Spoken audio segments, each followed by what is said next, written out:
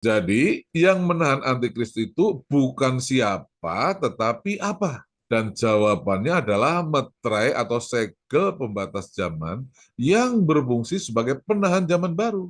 Maksudnya, jika meterai tidak dibuka atau disingkirkan dari posisinya, tidak akan ada zaman baru. Hai, salam.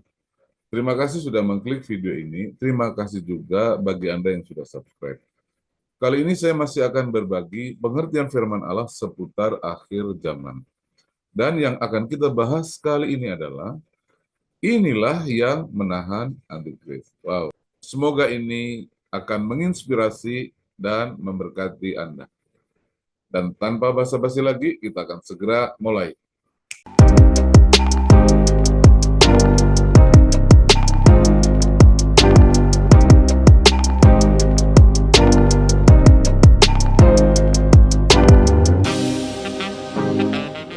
Ya, kita akan membahas pengertian firman Allah tentang akhir zaman yang berjudul Inilah yang menahan antikristus, yaitu meterai yang belum dibuka atau belum disingkirkan.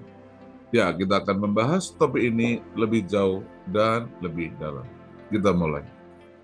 Ada beberapa asumsi mengenai apa atau siapa yang menahan antikristus itu hingga ia belum menyatakan dirinya sampai sekarang. Dan dari berbagai asumsi yang beredar di kalangan orang percaya, salah satu yang terkenal adalah gereja, yaitu orang-orang percaya yang penuh Roh Kudus, lah yang menahan antikristus itu.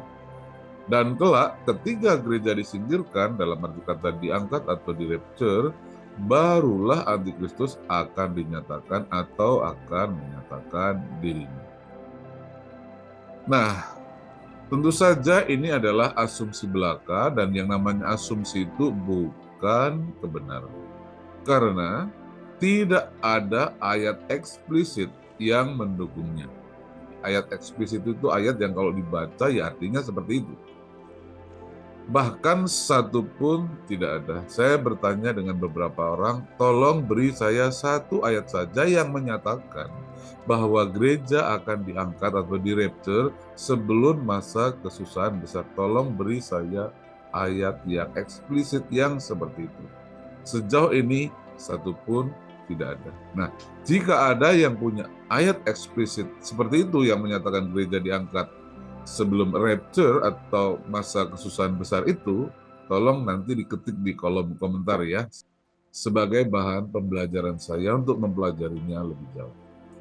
Dan jika ada yang bersedia memberikan ayat semacam itu, saya ucapkan banyak terima kasih. Oke, kita lanjutkan. Nah, sebaliknya apa? Sebaliknya, gereja masuk kesusahan besar.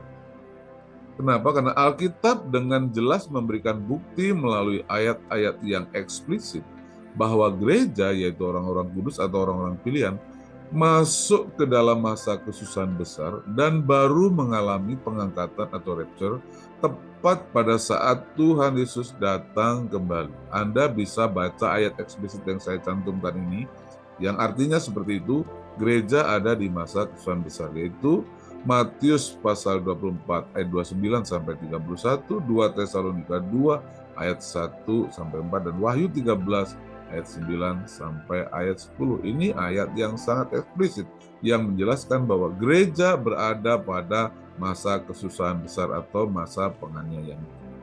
Oke?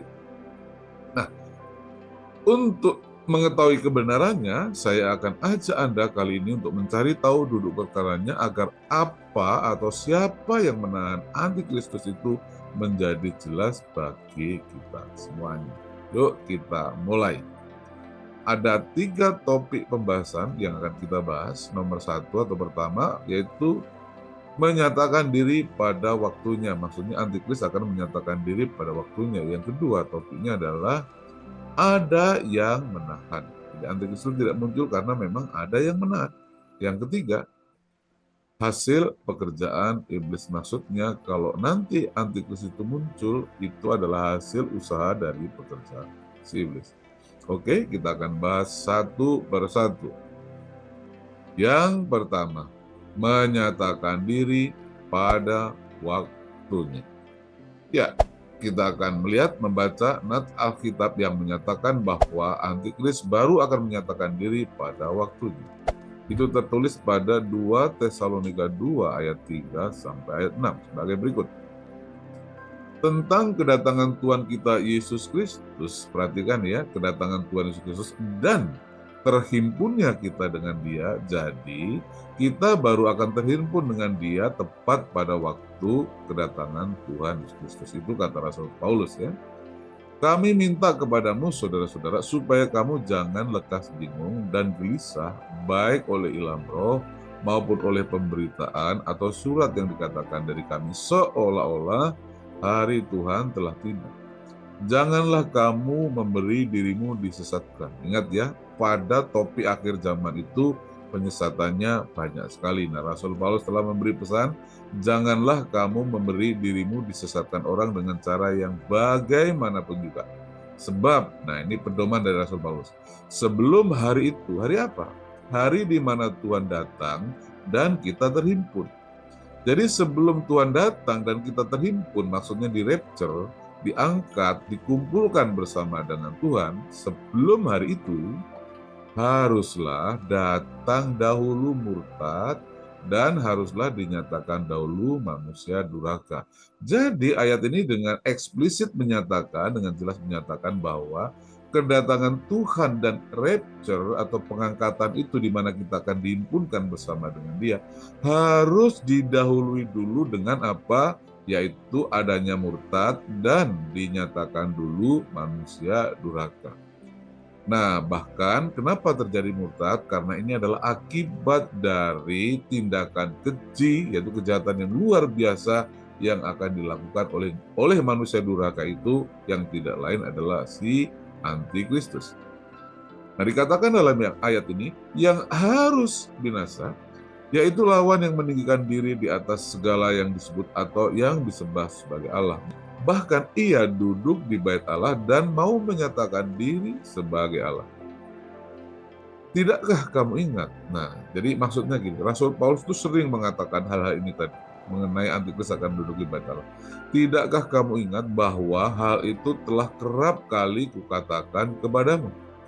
Apa yang kerap kali Rasul Paulus katakan kepada orang-orang Tesalonika?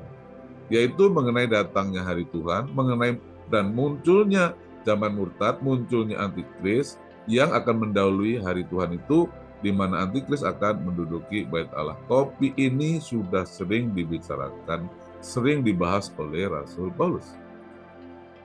Tidakkah kamu ingat bahwa hal itu telah kerap kali kukatakan kepadamu ketika aku masih bersama-sama dengan kamu? Dan sekarang kamu tahu. Nah, Rasul Paulus menyatakan, kamu tahu. Jadi mereka tuh udah tahu semuanya. Apa yang menahan dia? Perhatikan ya, bukan siapa yang menahan dia. Rasul Paulus tidak menggunakan kata siapa yang menahan dia. Siapa adalah kata tanya untuk orang. Baik itu sesuatu yang bersifat hidup seperti manusia, malaikat, bahkan roh kudus. Jadi Rasul Paulus mengatakan, dan sekarang kamu tahu apa yang menahan dia. Sehingga ia baru akan menyatakan diri pada waktu yang telah ditentukan.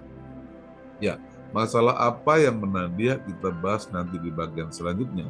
Sekarang kita akan fokus pada ini. Sehingga ia baru akan menyatakan diri pada waktu yang telah ditentukan baginya. Jadi pada dasarnya jemaat yang ada di Tesalonika ini sudah tahu apa yang menahan Antikristus itu. Itulah yang membuat ia, karena ada yang menahan itu, itulah yang membuat ia baru akan menyatakan diri pada waktu yang telah ditentukan baginya. Jadi perhatikan ya Bapak Ibu, saudara-saudariku yang saya kasihi, Antikristus itu tidak punya kuasa untuk mengatur kapan ia menyatakan dirinya ke dunia. Ada satu kekuatan yang telah menetapkan jadwal atau waktu kapan ia menyatakan dirinya. Oke ya, sekali lagi saya jelaskan. Antikristus tidak punya kuasa atas waktu kemunculannya di dunia. Itulah sebabnya ia baru akan menyatakan dirinya tepat pada waktunya, yaitu waktu yang ditetapkan baginya. Jadi ada yang menetapkan waktu atasnya. Artinya, ada yang berkuasa dan yang mengatur kapan ia akan menyatakan dirinya di dunia. Jadi jelas ya, bahwa antikris itu akan menyatakan dirinya pada waktunya. Pada waktu yang mana? Yaitu menyatakan diri pada waktu yang telah ditentukan. Jadi ada yang menentukan, ada yang berkuasa yang menentukan kapan antikris muncul. Dia tidak bisa muncul semau-maunya, sesuka-sukanya. Ya, itu ada waktunya. Waktunya kapan? Kita akan bahas nanti. Oke? Pada poin ini penting Anda memahami bahwa antikris itu tidak bisa menyatakan dirinya kapan saja karena ada yang berkuasa yang telah menetapkan kapan antikristus akan menyatakan dirinya. Dia tidak bisa muncul sesuka hatinya. Jelas ya? Nah, selanjutnya kita akan membahas bagian kedua, yaitu ada yang menahan. Ya, kalau antikris tidak bisa atau seandainya pun dia ingin muncul, ingin bangkit sekarang, nggak bisa. Kenapa? Karena ada yang menahan. Ada kekuatan yang jauh lebih besar yang menahan dia. Oke, kita baca ayatnya ya. Ya, kita baca dari 2 Tesalonika 2 tadi, masih kita baca dari ayat 6-nya sampai ayat 8. Perhatikan. Dan sekarang kamu tahu apa yang menahan dia sehingga ia baru akan menyatakan dirinya pada waktu yang telah ditentukan baginya. Karena secara rahasia kedurhakaan telah mulai bekerja. Perhatikan ya. Karena secara rahasia kedurhakaan itu adalah kejahatan atau pelanggaran atas hukum-hukum Allah. Telah mulai bekerja, tetapi sekarang masih ada yang menahan. Jadi pendurhaka yang lain atau kedurhakaan yang lain itu sudah ada, tapi masih ada yang menahan. Nah, kalau yang menahan itu telah disingkirkan, pada waktu itulah si pendurhaka baru akan menyatakan dirinya. Maksudnya si antikris ya. Jadi kalau yang menahan kedurhakaan ini diangkat atau disingkirkan, dipindahkan dari posisinya, pada waktu itulah si pendurhaka yaitu si antikris baru akan menyatakan dirinya, itu pedomannya. Tetapi itu tidak lama. Kenapa?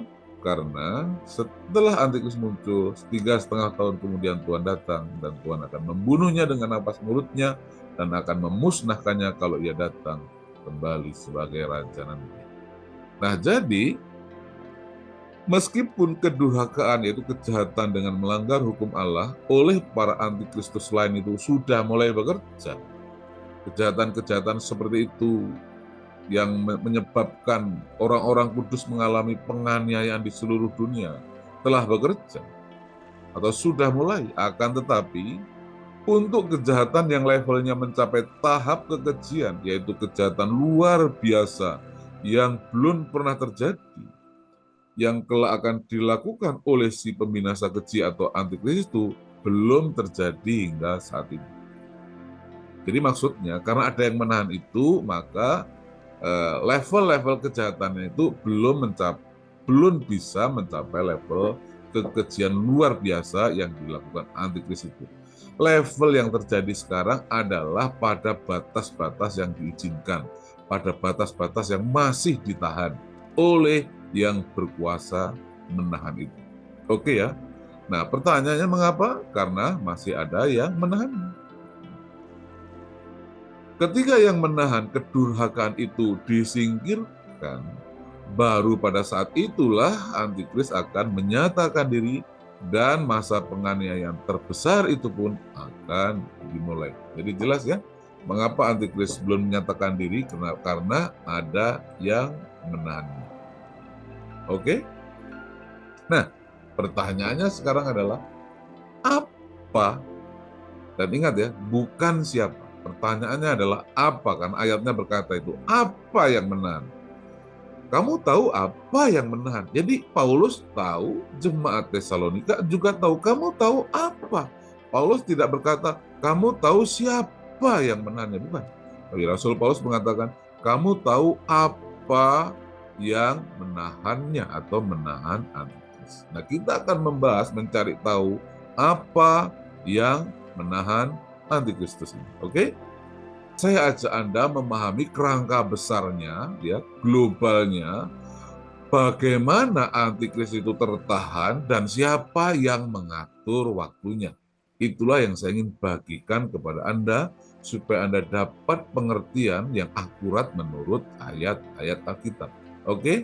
Kita akan baca Wahyu pasal 5 ayat 1 sampai ayat 5. Kita mulai dari sini untuk mencari tahu apa yang menahan dan siapa yang mengatur waktu kemunculan antikristus di dunia ini. Kita baca Wahyu 5 ayat 1 sampai 5. Maka aku melihat di tangan kanan dia yang duduk di atas tahta itu, maksudnya Allah Bapa ya, sebuah gulungan kitab yang ditulisi sebelah dalam dan sebelah luarnya dan dimeterai dengan 7 meterai. Jadi kitab itu ada tulisannya, ada rincian-rincian sesuatu yang dituliskan dalam gulungan kitab itu. Dan gulungan kitab itu dimeterai ya, bermeterai dengan 7 meterai. Dan aku melihat seorang malaikat yang gagah yang berseru dengan suara nyaring katanya, siapakah yang layak membuka gulungan kitab itu dan membuka meterai-meterainya? Tetapi tidak ada seorang pun di surga atau yang di bumi atau yang di bawah bumi yang dapat membuka gulungan kitab itu atau yang dapat melihat sebelah dalamnya.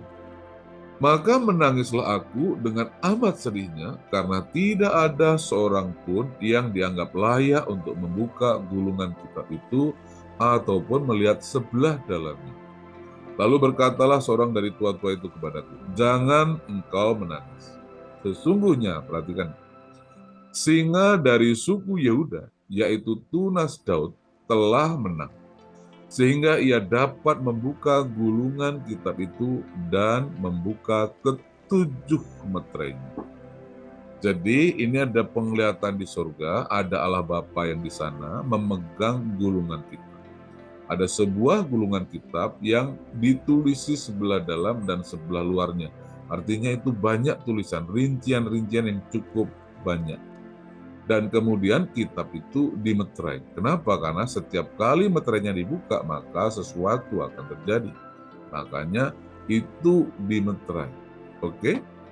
Nah, atas kitab, gulungan kitab bermeterai itu, baik yang di surga, baik yang di bumi maupun yang di bawah bumi, tidak ada yang dapat membukanya. Akan tetapi di ayat 5 dikatakan, singa dari Yehuda, yaitu tunas Daud. Nah, singa dari Yehuda tunas Daud tidak lain adalah Tuhan Yesus Kristus, telah menang sehingga ia dapat membuka gulungan kitab itu dan membuka ke-7 meterainya. Jadi yang berkuasa untuk membuka dan mengetahui isi kitab itu dan membuka ke-7 meterainya itu adalah Tuhan Yesus Kristus. Jadi jelas, Yesus, singa Yehuda dan tunas Daud yang telah menang, itulah yang berkuasa membuka gulungan kitab itu dan yang membuka ke-7 meterainya. Oke, jelas ya? Nah, kita lanjutkan dalam rangka mencari tahu apa yang menahan dan siapa yang mengatur waktu dari kemunculan antikristus ini. Sejauh ini yang kita dapat adalah ada satu pribadi yang sangat berkuasa yang mampu membuka gulungan kitab itu dan membuka ke-7 meterai itu. Itu yang kita dapat saat ini. Kita lanjutkan. Nah, saya ajak Anda memahami apakah isi dari gulungan kitab itu. Ya, gulungan kitab itu berisi perincian 7 zaman yang akan terjadi di sepanjang zaman Perjanjian Baru. Dimulai dari zaman meterai 1 sampai dengan meterai 7. Nah, mungkin Anda bertanya, dari mana? Kok bisa tahu? Iya, dari dari kitab Wahyu. Kenapa? Karena perincian gulungan kitab itu telah disingkapkan pada Wahyu pasal 6 sampai dengan pasal 11. Jelas ya? Nah, kita lihat bagian yang keduanya. Nah, selanjutnya kita akan melajari apakah ketujuh meterai itu. Ketujuh meterai itu adalah 7 segel yang menyegel gulungan kitab. Segel itu kan pengaman, yang menahan supaya tidak ada perubahan. Pengaman yang menahan supaya tidak terjadi perubahan, itu segel. Jadi kalau air minum itu Anda beli, dia ada segel pengaman. Artinya apa? Itu dalamnya tidak ada perubahan sama sekali, masih aman. Itu artinya ya. Jadi kalau Anda segel itu gunanya untuk menahan atau mengamankan supaya tidak terjadi perubahan. Nah, 7 meterai itu adalah 7 segel yang menyegel gulungan kitab itu. Meterai itu berfungsi sebagai segel dalam arti kata penahan zaman baru. Artinya, jika meterai tidak dibuka, tidak akan ada zaman baru. Perubahan zaman, maksudnya datangnya zaman baru, akan terjadi ketika meterai atau segel penahan zaman itu dibuka. Maksudnya apa? Yaitu diambil atau disingkirkan dari posisinya sebagai segel. Bisa dirobek atau dikoyak atau dibuang. Jadi ketika segel sudah diambil dan kemudian disingkirkan, dia sudah tidak berfungsi sebagai penahan. Segel itulah yang menahan supaya tidak terjadi perubahan pada apa yang disegel. Nah, kenapa gulungan kitab itu disegel? Karena gulungan kitab itu berisi 7 peristiwa yang akan terjadi secara beruntun dari meterai 1 sampai meterai 7. Jika meterai dibuka, maka satu zaman baru akan terjadi. Oke ya? Jadi, 7 meterai adalah 7 segel penahan zaman. Sejauh gulungan kitab itu tersegel, maka tidak akan ada zaman yang baru. Begitu satu segel dibuka, maka satu zaman baru akan terjadi. Jelas ya? Semoga Anda mengerti ini dengan baik. Semua ini tentu saja tercatat dalam kitab Wahyu. Dan contoh untuk melihat meterai yang dibuka kemudian zaman baru terjadi, Anda bisa melihatnya itu pada Wahyu pasal 6. Nah, sekarang kita akan melihat salah satu contohnya saja ya. Contohnya pembukaan meterai 5.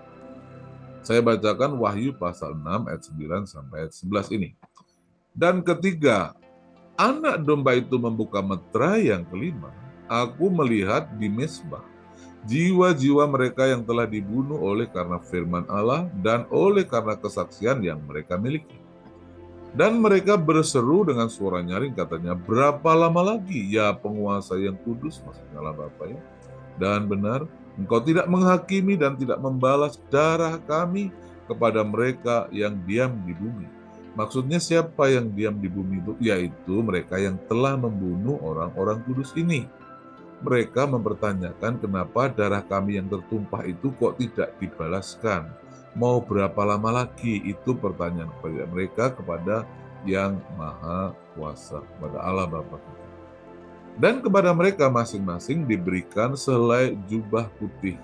Dan kepada mereka dikatakan bahwa mereka harus beristirahat sedikit waktu lagi. Cuma sedikit waktu ya, itu karena kisarannya terjadi cuma sekitar 3,5 tahun saja. Jadi tinggal sedikit waktu lagi, maka semuanya akan dibereskan. Nah, sedikit waktu laginya untuk apa? Hingga, kata Alkitab, genap jumlah kawan-kawan pelayan dan saudara-saudara mereka yang akan dibunuh sama seperti mereka. Nah, perhatikan ada 3 yang saya beri tanda kuning. Ini 1, anak domba itu membuka meterai yang kelima. 2, jiwa-jiwa mereka, begitu meterai dibuka, maka jiwa-jiwa mereka telah dibunuh. Jadi mulai banyak orang mati. Setelah meterai 5 dibuka, banyak orang yang mati. Di hadirat Allah Bapa di surga, di mezbah yang ada di surga. Nah, ketiga, mereka yang mempersoalkan kok nggak dibalas darah kami, maka ada jawaban dari Allah Bapa agar mereka beristirahat sedikit waktu lagi hingga genap jumlah kawan-kawan pelayan dan saudara-saudari mereka yang akan dibunuh sama seperti mereka.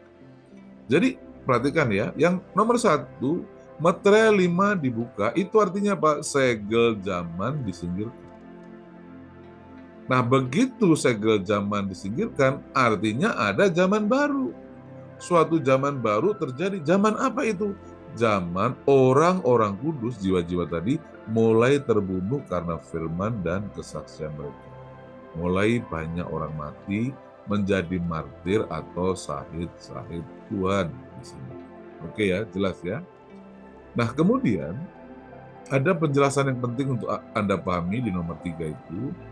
Ketika mereka menuntut balas, maka dikatakan kepada mereka, istirahatlah sedikit waktu lagi hingga genap jumlah orang-orang kudus yang telah ditentukan untuk dibunuh itu semua telah terbunuh.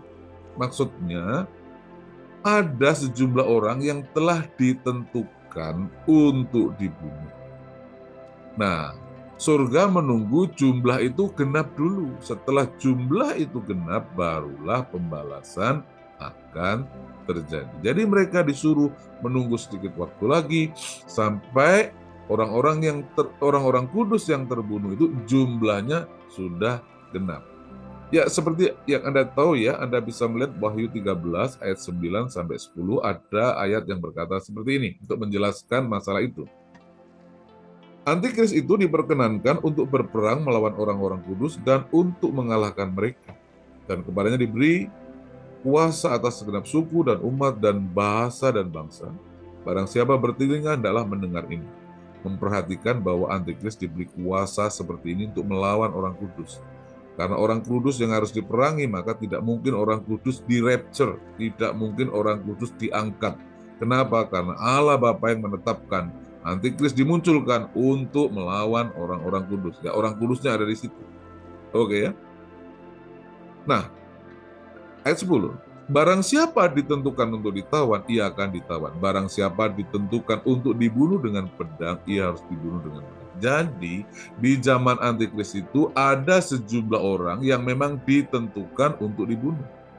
Itulah sebabnya ketika mereka menuntut balas, mereka disuruh istirahat untuk sedikit waktu lagi hingga genap jumlah orang-orang kudus yang telah ditentukan itu telah terbunuh semuanya. Itu poin. Oke ya, jelas ya kata Alkitab.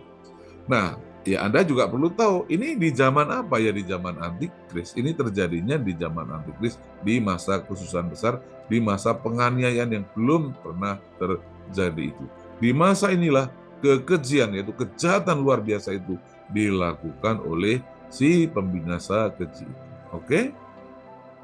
Nah, jadi dengan melihat contoh pembukaan metre 5 tadi, Anda tahu ya, kalau metre dibuka, maka zaman baru terjadi atau ada perubahan zaman.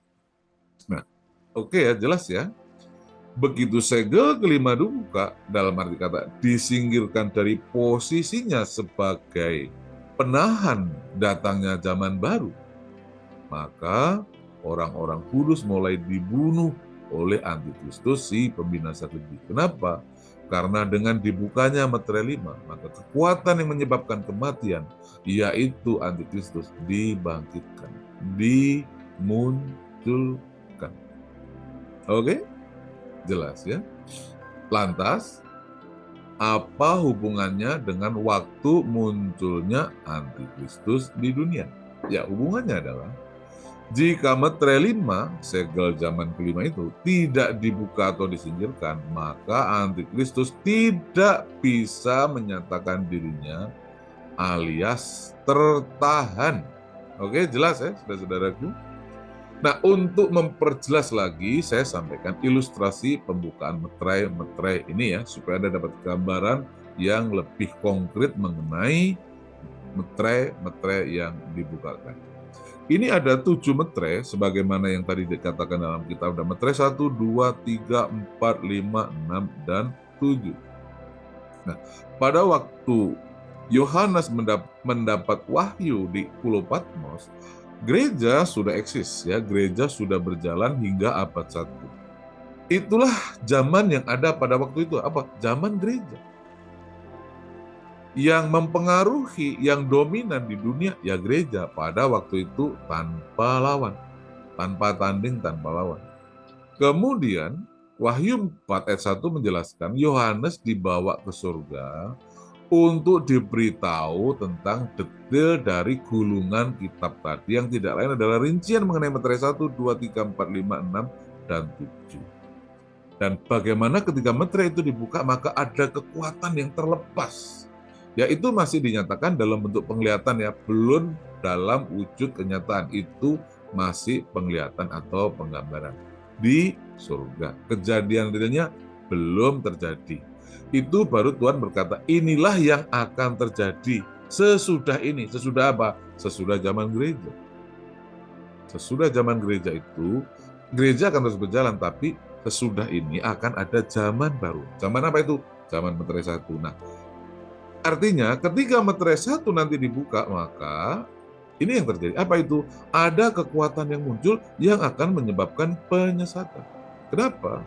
Karena memang yang terjadi pada meterai 1 berdasarkan rincian-rincian Alkitab Wahyu pasal 6 maupun Matius pasal 24 intinya terjadi penyesatan. Oke ya. Yang kedua, ketika meterai kedua dibuka, maka muncullah kekuatan yang menyebabkan terjadinya peperangan. Kuda merah. Nomor 3, ketika meterai 3 dibuka, maka muncullah kekuatan kuda hitam yang menyebabkan terjadinya hiperinflasi. Secupak gandum sedinar harganya. Jadi setiap kali suatu meterai dibuka, maka satu kekuatan muncul atau pergi keluar yang akan menyebabkan terjadinya zaman baru. Ini zaman penyesatan, ini zaman peperangan, ini zaman hiperinflasi. Dan kemudian ketika meterai 4 dibuka, muncullah kuda hijau kuning yang menyebabkan terjadinya maut. Kita hidup di zaman ini. Hari-hari di mana maut bekerja luar biasa. Orang nonton sepak bola pengen seneng-seneng, mati. Orang melakukan perayaan Halloween mau seneng-seneng, mati. Orang tua merawat anaknya dengan memberi obat, obatnya menyebabkan kematian. Perang di Ukraina dan Rusia nggak berhenti-berhenti. Dan dua belah pihak saling membunuh, saling mematikan. Dan virus COVID pun belum berakhir hingga hari ini. Masih menyebabkan kematian. Kenapa semuanya terjadi? Karena itu adalah manifestasi dari zaman ini, zaman meterai 4. Itulah sebabnya zamannya masih seperti ini. Jangan Anda berpikir antikris sudah muncul. Kenapa? Meterai 5 belum dibuka. Kalau meterai 5 dibuka, itu ditandai dengan hal-hal yang tertentu. Sejauh ini, apa yang orang anggap dan pikirkan sebagai akibat dari kemunculan antikristus sebetulnya adalah apa yang disebabkan oleh kuda hijau kuning ini. Kita hidup di zaman ini. Kelak ketika meterai 5 dibuka, barulah, ingat ya, meterai 5 itu apa? Penganiayaan terbesar yang belum pernah terjadi. Nah, ini dibutuhkan pelaku. Lah, siapa pelaku penganiayaan terbesar? Kelak ketika meterai 5 dibuka, maka kekuatan yang menyebabkan pembunuhan, kematian atas orang-orang kudus ini akan muncul menyatakan dirinya di dunia. Setelah itu ada meterai 6, maka akan terjadi kegoncangan di langit dan di daratan, terjadi bencana alam terbesar yang belum pernah terjadi, tapi ini hanya sedikit waktu saja. Kenapa? Karena ini hanya tanda dari kedatangan Tuhan. Jadi ini tidak butuh waktu berbulan-bulan, bisa jadi cuma 1 hari saja. Nah, setelah nanti antikris muncul, 45 hari kemudian termasuk ini, termasuk kegoncangan ini, terhitung 45 hari kemudian, Tuhan Yesus Kristus akan datang. Oke ya, jadi setiap meterai dibuka, ada kekuatan yang muncul, sehingga ada zaman baru, ada zaman baru, ada zaman baru, ada zaman baru, ada zaman baru. Jadi zaman baru itu ditentukan, dipengaruhi oleh ini, yaitu apakah segel penahan zaman itu diangkat, disingkirkan dari tempatnya atau tidak. Ketika segel penahan zaman itu disingkirkan atau diambil atau dipindahkan dari posisinya, dengan lain kata dibuka, maka satu zaman baru akan dimulai. Oke, sekali lagi saya berikan keterangan. Jadi meterai itu adalah segel zaman, yaitu penahan datangnya zaman baru atau penahan zaman. Yang kedua, 7 meterai itu adalah berisi 7 zaman yang berbeda. Ada zaman ini, dan seterusnya. Kemudian, 7 zaman ini akan terjadi secara berurutan ya, dimulai dari meterai 1. Jadi kalau ada ungkapan profetik 1, 2, 3, 4, 5, 6, 7, 8, 7, jangan berkata bahwa meterai itu tidak berurutan. Jangan berpikir bahwa meterai itu tidak berurut. Tuhan membuat urutan, Anda bilang tidak berurut. Bagaimana sih? 4. Nah, zaman itu adalah kurun waktu tertentu yang ditandai hal-hal tertentu. Kalau zaman penyesatan, yang ada adalah yang dominan penyesatan. Dulu zaman gereja yang dominan gereja. Zaman ini yang dominan perang. Zaman ini yang dominan adalah hiperinflasi. Zaman ini yang dominan apa? Maut atau kematian. Ketika zaman ini muncul, yang dominan apa? Penganiayaan. Masa kesusahan besar yang belum pernah terjadi. 5, bila salah satu meterai dibuka, maka zaman baru dimulai. Jadi zaman baru itu ditentukan oleh meterai yang dibuka. Segel penahan zaman yang disingkirkan atau diambil atau dipindahkan, intinya seperti itu. Yang keenam, nah saat ini kita hidup di meterai 4 atau kuda kuning hijau ini ya, yang ditandai dengan maut atau kematian oleh perang, kelaparan, sampar, binatang buas atau teroris, dan gempa bumi ekstrim yang mematikan. Yang terakhir keterangannya adalah seperti ini. Ketiga segel zaman kelima, maksudnya meterai 5 dibuka, dalam arti kata disingkirkan dari posisinya, barulah antikris akan menyatakan dirinya. Kalau segelnya belum dibuka, ya antikris tetap tertahan dan tidak bisa menyatakan dirinya. Kenapa? Karena waktunya belum tiba. Kalau Tuhan menganggap waktunya sudah tiba, maka Tuhan yang akan menyingkirkan, menggeser, mengambil meterai itu supaya zaman yang baru datang atau terjadi. Jelas ya? Jadi saya ingin buat kesimpulan sekarang, yaitu sebelum saya simpulkan, saya tampilkan lagi 2 Tesalonika 2 Tesalonika 2 ayat 6, agar Anda mengingat ini. Dan sekarang kamu tahu apa yang menahan. Jadi yang menahan itu apa, bukan siapa. Kalau siapa, bisa gereja, ya bisa orang percaya, bisa Roh Kudus, ya bisa. Tapi ini apa? Ini benda. Yang menahan itu adalah benda. Ada benda yang menahan dia. Sehingga ia baru akan menyatakan dirinya pada waktu yang telah ditentukan. Nah, ketika kita harus menjawab apa yang menahan antikris, maka jawabannya adalah meterai atau segel penahan zaman, tepatnya meterai kelima. Dan ketika kita harus menjawab siapa yang menentukan, yang berkuasa menentukan waktu munculnya antikris, maka jawabannya adalah Tuhan Yesus. Kenapa? Karena hanya Dia yang berkuasa untuk membuka meterai-meterai atau segel penahan zaman itu. Oke? Wahyu 5 ayat 5 berkata, lalu berkatalah seorang dari tua-tua itu kepadanya, jangan engkau menangis, sesungguhnya singa dari Yehuda, yaitu tunas Daud, telah menang, sehingga ia dapat membuka gulungan kitab itu dan membuka 7 meterai. Jadi akan terjadi zaman baru kalau Tuhan membuka 1 meterai yang memang sudah waktunya di zaman itu. Ketika waktunya belum tiba dan Tuhan belum membukanya, ya tidak ada zaman baru. Hari ini kita masih hidup di meterai 4. Kenapa kita masih di meterai 4? Karena meterai 5 segelnya belum dibuka. Kalau meterai 5 segelnya sudah dibuka, ya Anda nggak perlu nahan. Jangan coba-coba nahan. Anda sedang menahan kehendak Tuhan. Kalau Tuhan sudah buka segelnya, antikris akan datang. Anda harus menyesuaikan diri pada saat itu. Itulah sebabnya Tuhan memberi arahan-arahan bagaimana menghadapi antikris di Matius pasal 24. Baca dengan bijak agar Anda tidak bertentangan dengan Tuhan Yesus Kristus. Oke, jelas ya? Sejauh ini siapa yang menahan antikris? Jelas, yaitu meterai atau segel penanjam. Siapa yang membuka meterainya? Tuhan Yesus Kristus sendiri. Semoga Anda mengerti.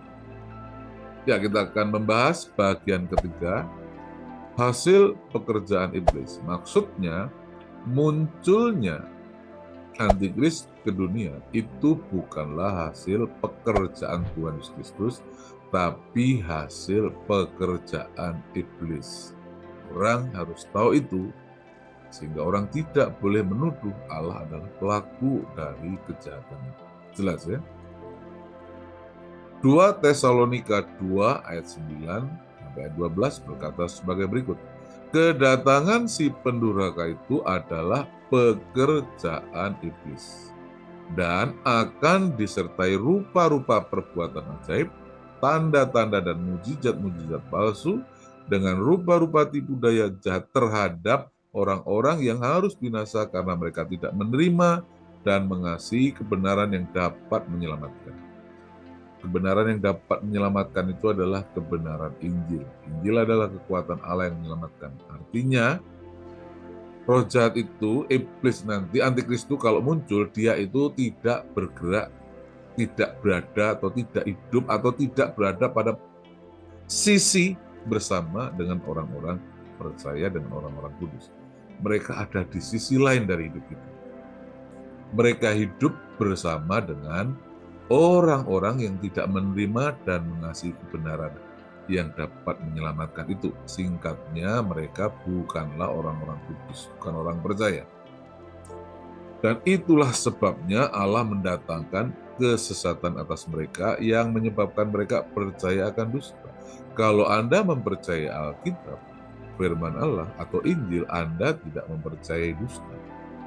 Kenapa mereka mempercayai dusta?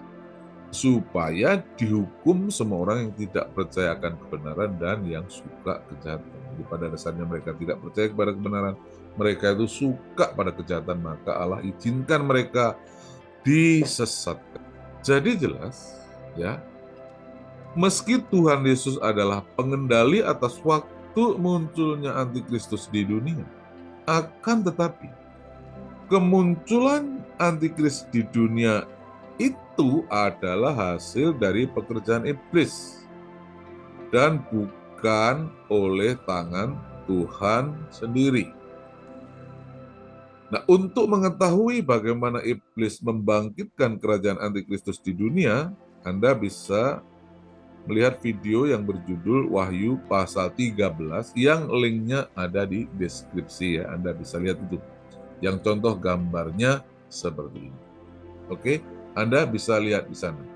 Nah, jadi waktu antikris itu muncul, dia tidak muncul karena dibangkitkan atau dimunculkan oleh Allah, tetapi oleh iblis yang terusir dari surga itulah yang kemudian memberikan kerajaan ini kekuatan, tahta, dan kekuasaannya kepada si antikris ini, sehingga antikris dapat kembali muncul di dunia menjadi kekaisaran yang luar biasa. Sehingga tidak ada kerajaan lain yang berani berperang melawan dia. Itu yang akan terjadi. Untuk lebih jelasnya, Anda bisa lihat Wahyu, video dengan judul Wahyu pasal 13, di mana iblis membangkitkan kerajaan antikristus. Oke ya? Baik, saya akan sampaikan 3 catatan penting sebelum mengakhiri ini. Ini suatu yang penting buat Anda. 1, jadi, yang menahan antikris itu bukan siapa, tetapi apa. Anda telah melihat tadi 2 Tesalonika 2 ayat 6 ya. Dan jawabannya adalah meterai atau segel pembatas zaman yang berfungsi sebagai penahan zaman baru. Maksudnya, jika meterai tidak dibuka atau disingkirkan dari posisinya, tidak akan ada zaman baru. Itulah yang menahan antikris. Oke? Kedua, siapa yang berkuasa menentukan munculnya antikris? Ia yang berkuasa menentukan waktu dibukanya meterai atau terjadinya zaman baru adalah Tuhan Yesus Kristus sendiri. Sebab di alam semesta ini Yang bisa atau berkuasa membuka meterai-meterai itu hanya Tuhan Yesus Kristus sendiri. Nah, lantas kapan antikris akan menyatakan dirinya? Antikris akan menyatakan dirinya tepat pada saat meterai 5 sudah dibuka atau segel penahan zaman itu sudah disingkirkan dari posisinya, yang akan ditandai dengan banyaknya orang kudus mati terbunuh karena firman dan kesaksian. Ya, Anda bisa lihat Wahyu 6 ayat 9-11 tadi, sebagai akibat dari kekejian atau kejahatan luar biasa yang dilakukan oleh antikristus, si pembinasa keji itu selama masa kesusahan besar. Demikianlah tadi pengertian firman Allah dengan judul Inilah Dia yang Menahan Antikris, yang ternyata adalah segel penahan zaman, yaitu meterai 5 yang belum dibuka atau belum disingkirkan. Semoga Anda terinspirasi dan terberkati. Sampai bertemu di video selanjutnya. Tuhan Yesus Kristus memberkati.